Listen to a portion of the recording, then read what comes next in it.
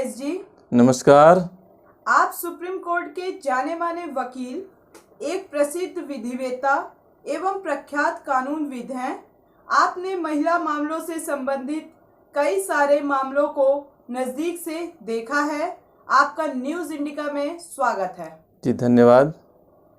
मेरा सवाल है आपसे, हाथरस जैसे गंभीर मामलों में राज्य सरकारों का उत्तरदायित्व इतना कमजोर क्यों है? कानून इस बारे में क्या कहता है? देखिए, महिलाओं से संबंधित मामला हो चाहे किसी भी अपराध से संबंधित मामला हो, जो भी कानून का विषय है वो राज्यों का विषय है और राज्य जो है, पुलिस की जो व्यवस्था है वो राज्य के पास है। तो कोई महिला से संबंधित मामला हो चाहे पुरुष से संबंधित मामला हो, हमेशा राज्य सरकारों का उत्तरदायित्व होता है कि वो अच्छे से कार्रवाई करे, उसका रोकथाम करे।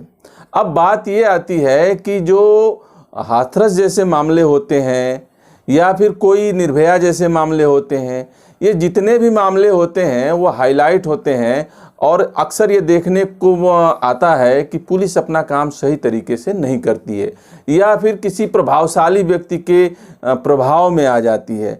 तो हमेशा इस बात की कोशिश करनी है कि पुलिस जो है प्रभावशाली लोगों के प्रभाव में ना आए और रूल ऑफ लॉ हो। रूल ऑफ लॉ मतलब विधि का शासन हो, कानून का शासन हो, कानून के हिसाब से पुलिस को कार्रवाई करनी हो पड़े। लेकिन अक्सर ये देखने में आता है कि राज्य सरकारें जो है ऐसे मामलों को राजनीतिक बना देती हैं और राजनीतिक बनने का कारण एकमात्र होता है कि राजनीति से संबंधित कोई व्यक्ति उस घटना में इन्वॉल्व होता है।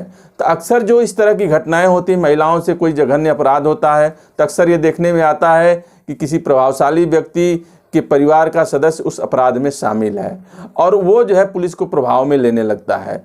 तो ये जो बातें हैं, ये सारी बातें इस तरफ इशारा करती हैं कि जो राज्य सरकार है वो विधि के का शासन को जो है सही तरीके से लागू नहीं कर पाती है और ये थोड़ा सा उसका कारण ये बनता है कि जो अधिकारी होते हैं, पुलिस अधिकारी होते हैं या पुलिस जांच के अधिकारी होते हैं, वो कुछ मामलों में बहुत ज़्यादा एक्सपर्ट नहीं होते हैं, उनके उत्तरदायित्व को सही तरीके से रेखांकित नहीं किया गया है। तो थोड़ा सा बढ़ाने की ज़रूरत है कि अगर किसी जांच अधिकारी ने गलत जांच किया है तो उसके खिलाफ कार्रवाई होगी। इस तरह का कोई एक प्रावधान होना चाहिए और हम उम्मीद करते हैं कि आगे आने वाले समय में जो है इस तरह के प्रावधान होंगे। तो आपको क्या लगता है कि हर ऐसी घटनाओं के लिए सीबीआई ही एकमात्र विकल्प है? देखिए, सीबीआई एकमात्र विकल्प तो नहीं है। अभी तक जो सीबीआई का रिकॉर्ड है वो ये है कि अब तक मात्र 5 से 10% मामलों में ही वो जो है सही तरीके से जांच कर पाई है। बाकी बहुत से मामले ऐसे होते हैं जिसमें कोई कार्रवाई कर ही नहीं पाती है। लेकिन जिसमें ज़्यादा दबाव होता है, मीडिया ट्रायल होता है, मीडिया का दबाव होता है या विपक्ष का दबाव होता है, यानी कुछ मामले ऐसे होते हैं जो हाईलाइट हो जाते हैं, जैसे हाथरस का मामला, निर्भया का मामला।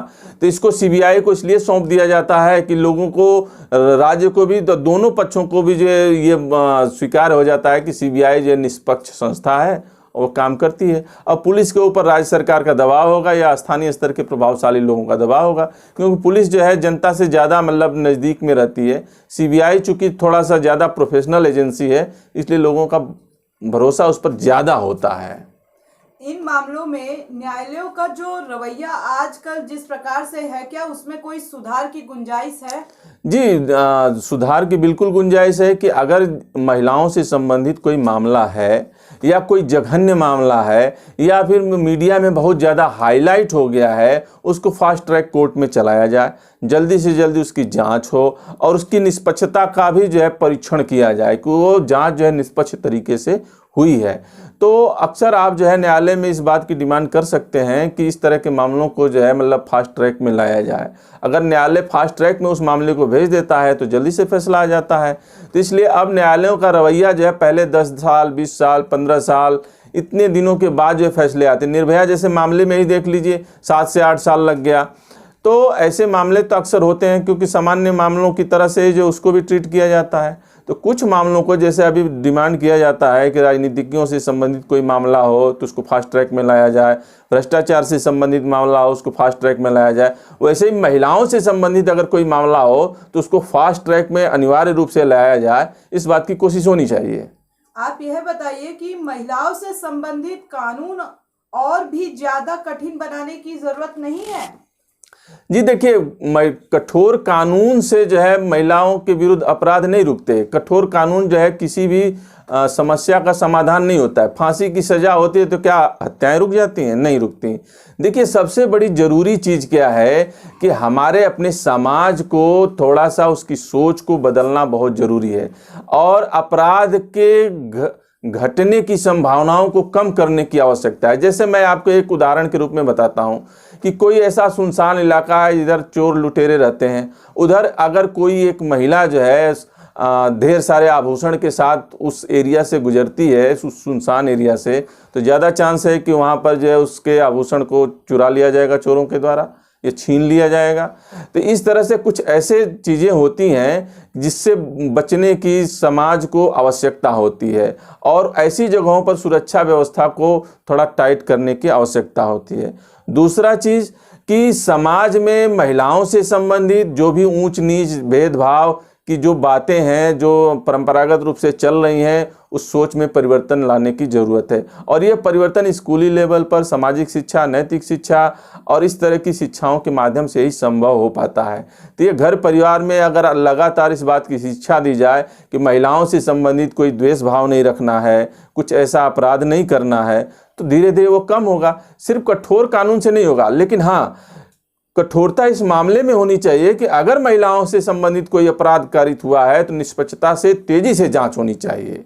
इस बात का ख्याल रखना चाहिए। कानून तो पर्याप्त रूप से कठोर बना हुआ है। आखिर कब भारत की महिलाओं को न्याय के लिए, कब तक भारत की महिलाओं को न्याय के लिए गिड़गिड़ाना पड़ेगा? कब तक? देखिए, ये कब तक की बात नहीं है, जब तक हमारा समाज जो है सुदृढ़ नहीं हो जाएगा, सशक्त नहीं हो जाएगा, महिलाओं के एम्पावरमेंट नहीं हो जाता, महिलाओं का सशक्तिकरण नहीं हो जाता। महिलाओं को बहुत से ऐसे अधिकार हैं जिन अधिकार को उनको एक्सेस करना चाहिए या उनको उस तक पहुंचना जरूरी है। तो इसलिए जो है ये ज़रूरी है कि आप सभी जो है मतलब जो भी महिलाएं हैं वो जो है अपने अधिकारों को समझें, उनके अधिकारों को उनसे अवगत कराया जाए। समय समय पर जो है मतलब लोगों को महिलाओं से संबंधित अधिकारों के प्रति जो है जागरूकता फैलाने की ज़रूरत होती है और ये संभव है कि महिलाएं और समाज जो है इस बात का डिमांड करे कि महिलाओं से संबंधित मामलों को फास्ट ट्रैक कोर्ट में जो है देखा जाए। तो हमें लगता है कि न्याय के लिए ज़्यादा गिड़गिड़ाने की जरूरत तब नहीं पड़ेगी। अमरेश जी, आपका बहुत बहुत धन्यवाद। आपको हमारे इस चैनल की न्यूज़ पसंद आई हो तो चैनल को सब्सक्राइब, लाइक, शेयर, कमेंट करना ना भूलें और हाँ, बेल आइकन ज़रूर प्रेस करें जिससे कि नई वीडियो की नोटिफिकेशन आप तक सही समय तक पहुंच जाए।